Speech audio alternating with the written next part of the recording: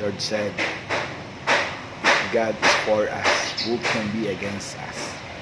Kapatid, kung Diyos ang panig mo, sino laban sa'yo? Kaya lagi natin ugaliin na humingi ng tawad sa Panginoon at magsisi tayo sa lahat ng mga kasalanan. Lagi natin tandaan, kung sino man nagmamataas, kapatid, tandaan mo, ibababa ng Diyos yan. Kung sino man nagpapakumbaba, itataas ng Panginoon yan. Kaya, kapatid, dalawa lang ang buhay natin sa mundo. Isa, mapupunta ka sa infierno. At siya naman mapupunta ka sa langit. Ngayon, kung saan ka doon, kapatid, nasa iyo yan. Kung saan ka, sa dalawa na yan, pagpilian mo, nasa iyo yan. Kung saan ka punta.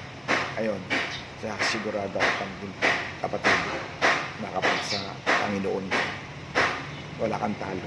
Lagi kang panalo. Buhay mo gaganda, ayos, hindi matalino ka.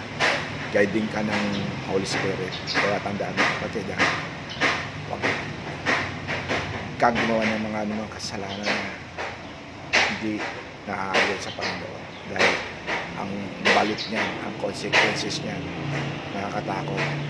Kasi alam na ng Panginoon, ang kabayaran ng kasalanan ay kamatayan. Ngunit ang kaloob ng Diyos ay buhay na wala hanggan sa pamamagitan ni Kristo Jesus na ating Panginoon. Kaya kapatid, tandaan mo ang Diyos na ang kailangan natin.